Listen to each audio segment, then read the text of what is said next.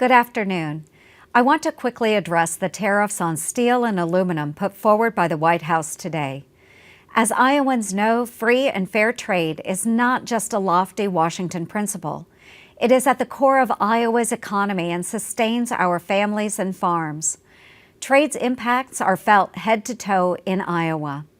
For example, companies like Des Moines Steel Company, which provide valuable products made with steel, is used for everything from home and office projects to mailboxes and race cars.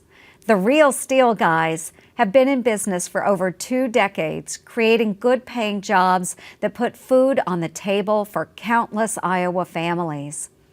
Household names like John Deere, Rockwell Collins, Vermeer, Lennox, and Arconic all share a similar story, creating jobs and economic opportunity for countless Iowans and Americans, using steel and aluminum inputs to feed their manufacturing processes.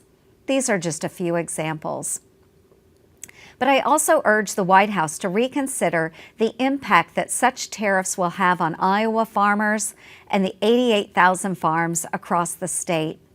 For one, you cannot build a grain bin out of a paper bag or plow a field with a toothpick. You see, our farmers rely on steel and aluminum for the products and equipment that make farms work. Imported products like these are used to keep farm operations moving and making money.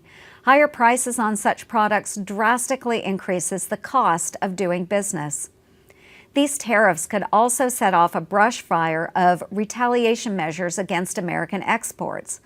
Experts warn that these tariffs will cause nations like China, for example, the largest buyer of U.S. soybeans, to look elsewhere to meet their demands. This threat of retaliation is a reality. History has shown that retaliatory tariffs are often targeted at agriculture. Our farmers are deeply fearful, and I share their sentiment. With already low commodity prices, farms are barreling toward crisis. There are other countries that are ready, willing, and able to fill the food product demands of China and other nations that seek to buy U.S. agricultural exports. Iowans cannot afford a trade war. I couldn't agree more when President Trump has said that the U.S. should be its own boss when it comes to driving our trade policies. But America must understand its customers and be sensitive to what drives them to buy what the United States is selling. We simply cannot afford to be the overpriced boutique when the store down the street is selling the same goods at a discount price. We will lose every time. I agree with President Trump on many things. I support his vision for a strong America that can compete globally. I share his heart for bringing more jobs back to American workers. These are good goals that we must work toward. Strong, fair trade is a step in that direction. It favors American families and businesses and is right for the United States.